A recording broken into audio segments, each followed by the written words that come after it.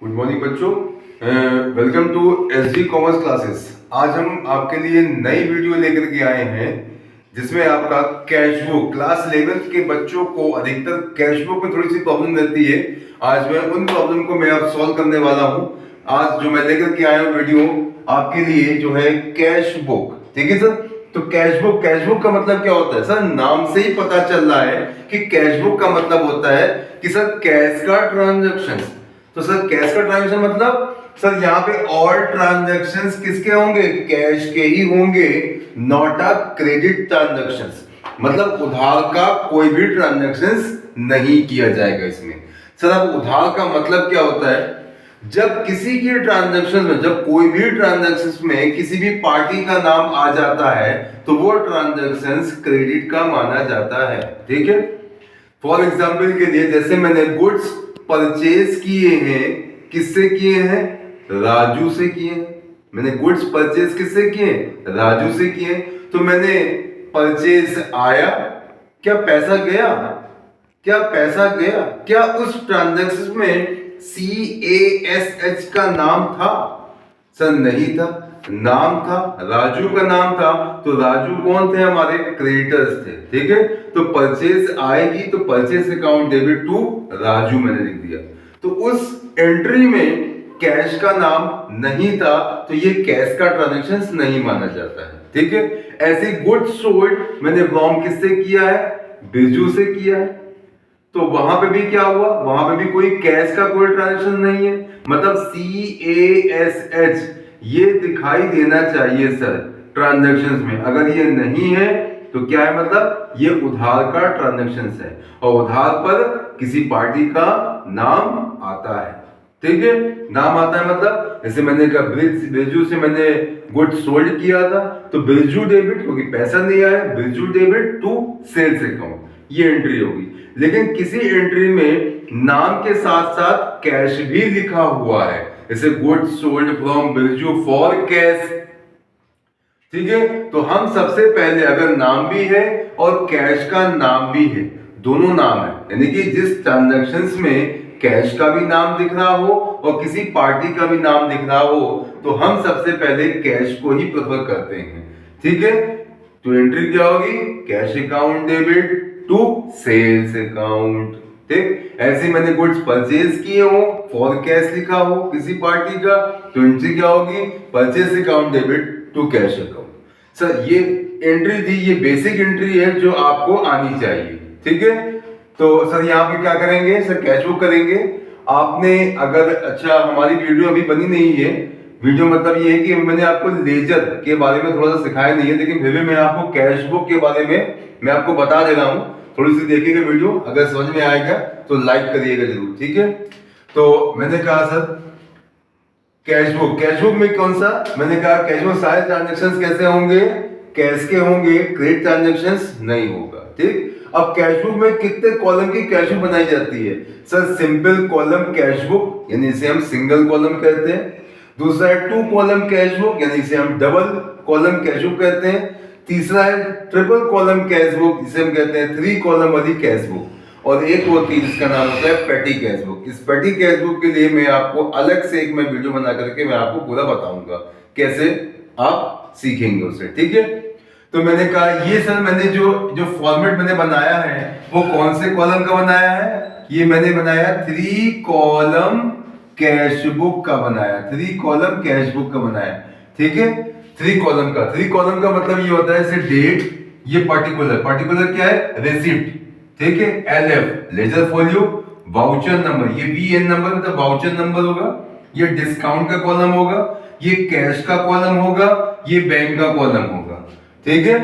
इसी तरीके से क्रेडिट का भी ऐसे कॉलम होगा, जैसे डेट, फिर पर्टिकुलर मतलब पेमेंट्स का, लेजर फॉल्यू का, वाउचर नंबर का, डिस्काउंट का, कैश का और बैंक का, ठीक है। इस तरीके से 1 2 3 4 5 6 7 8 9 10 11 12 13 14, ये 14 कॉलम आपके बन जाएंगे, ठीक है। यानी 7 इधर 7 उधर। तो कहने मतलब ये कि डेट से पहले मैंने यहां लाइन खींची, ये डेबिट का पोर्शन हो गया, ये क्रेडिट का पोर्शन हो गया, ठीक है। लिखने का तरीका इधर 2 से लिखा जाएगा, इधर बाई से लिखा जाएगा। ठीक है, इतना चीज समझ में आया। लिखने का तरीका टू से लिखेंगे डेबिट में और क्रेडिट में हम बाई से लिखेंगे। ठीक, अब यहाँ बात आती है कि सर आपने ट्रिपल कॉलम ही सबसे पहले क्यों बनाया? आपने सिंगल बना सकते थे, डबल बना सकते थे, ट्रिपल क्यों बनाया? मैंने कहा ट्रिपल देखिएगा, कहने का मतलब ये है कि अगर मैं date, receipt, LF, voucher number और एक कैश का कॉलम, केवल एक कैश का कॉलम मैंने बना दिया, ऐसी मैंने उस तरफ भी बना दिया, date, payments, LF, voucher number और कैश का कॉलम। तो ये कौन से कॉलम की कैश बुक हो गई? सिंपल कॉलम कैश बुक हो गई, यानी कि सिंगल कॉलम वाली कैश बुक हो गई। आपने कहा सर क्या कैश की जगह पे हम क्या बैंक का नाम भी लिख सकते हैं? मैंने कहा बिल्कुल नाम लिख सकते हो, लेकिन जब ट्रांजैक्शंस पढ़ते समय अगर ये लिखा हो कि ऑल ट्रांजैक्शंस चेक से हुए हैं, यानी ऑल ट्रांजैक्शंस चेक से हुए हैं, तो इसका मतलब सर हम यहाँ पे कैश की जगह पे खाली बैंक का कॉलम बनाएंगे, बैंक का क्रेडिट में भी एक कॉलम बनाएंगे। ठीक है, तो ये कौन सी कॉलम हो गई? Single column cash book. अब डबल कॉलम यानी कि टू कॉलम वाली कैश बुक का मतलब क्या है? सर डिस्काउंट और कैश भी हो सकता है, डेबिट में भी और क्रेडिट में भी। ठीक, और कैश और बैंक भी हो सकते हैं, डेबिट में भी, कैश और बैंक भी क्रेडिट में भी हो सकते हैं। ठीक है, डिस्काउंट और बैंक भी हो सकता है, डिस्काउंट और बैंक भी हो सकता है। तो सर ये बताइए कि सर हम पहचानेंगे कैसे? क्योंकि क्वेश्चंस में पेपर में केवल बस इतना ही आएगा कि प्रिपेयर कैश बुक बनाइए। ठीक है, तो सर हम पहचानेंगे कैसे? मैंने कहा सबसे पहले आप क्वेश्चंस को रीड करेंगे। क्वेश्चन को रीड करने का मतलब ये है कि देखेंगे सर क्या कोई ट्रांजैक्शंस कैश का तो नहीं है, तो सर एक कैश का कॉलम। सर क्या कोई ट्रांजैक्शन चेक से कोई पेमेंट तो नहीं हुआ, या चेक हमें कोई रिसीव तो नहीं हुई है, सर एक बैंक का कॉलम। सर क्या एक डिस्काउंट, सर कैश डिस्काउंट तो नहीं है, या फुल सेटलमेंट तो नहीं हो रहा है सर, तो इसके लिए डिस्काउंट का भी कॉलम आप बनाएंगे। तो ये कॉलम सिर्फ आप क्वेश्चंस को देखकर ही बना सकते हैं कि कितने कॉलम की कैश बुक आपको बनानी है। Are you getting sir? पक्का? ठीक, अब हम लिखने का तरीका टू से लिखेंगे और क्रेडिट में बाई से लिखेंगे। ठीक, तो सबसे पहले मेरे पास जो क्वेश्चंस आता है वो आता है कैश इन हैंड के नाम से और कैश एट बैंक के नाम से, और मुझे दिखाई देता है एक और, इसका नाम है बैंक ओवर ड्राफ्ट के रूप में। ठीक है, तो सर आप कैश इन हैंड मान लीजिए 10 रुपए, कैश एट बैंक मान लीजिए 100 रुपए और बैंक ओवरड्राफ्ट 50 रुपए। ठीक है, मैंने कहा कैश इन हैंड की कोई जनरल एंट्री नहीं बनती, कैश एट बैंक की भी कोई जनरल एंट्री नहीं बनती और बैंक ओवरड्राफ्ट की भी कोई जनरल एंट्री नहीं बनती। सर ये दोनों ही चीजें हमारे लिए एक असेट्स हैं। ठीक है, और असेट्स की ओपनिंग हमेशा डेबिट में की जाती है, किस नाम से? टू बैलेंस ब्रॉट डाउन के नाम से। कैश का पैसा कैश में और बैंक का पैसा बैंक में। सर बैंक ओवरड्राफ्ट क्या है? मैंने कहा बैंक ओवरड्राफ्ट लायबिलिटीज है, और लायबिलिटीज की ओपनिंग हमेशा क्रेडिट साइड की जाती है, इसका नाम है बाई बैलेंस ब्रॉट डाउन, पैसा बैंक में दिखा दीजिएगा। ठीक है, आर यू गेटिंग सर? इसके बाद आप एंट्री क्या करेंगे? एंट्री देखेंगे कोई कैश सेल तो नहीं हुई है, अगर कैश सेल्स हुई है तो सर कैश के कॉलम में दिखा दीजिएगा। कोई कैश परचेज तो नहीं हुई है तो बाई परचेज अकाउंट करके कैश में दिखा दीजिएगा।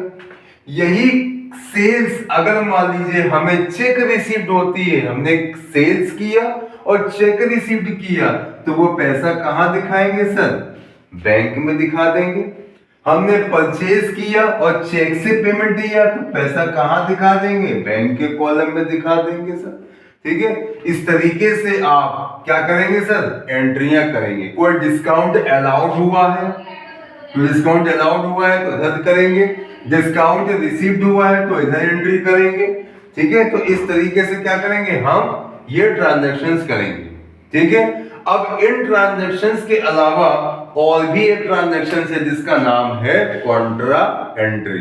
ठीक है बेटा, अब कॉन्ट्रा एंट्री के लिए मैं आपको नेक्स्ट वीडियो में आपको बताऊंगा कि काउंटर एंट्री बनाई कैसे जाती है और कौन कौन सी काउंटर एंट्री होती है।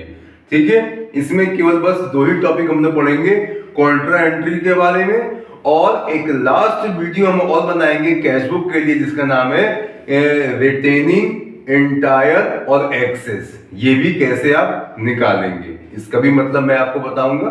ठीक है, तो आज के लिए बेटा इतना ही ठीक है, इतना इंट्रोडक्शन है। नेक्स्ट वीडियो में आपको बताऊंगा काउंटर के बारे में। ठीक है, तो इसके लिए जय हिंद।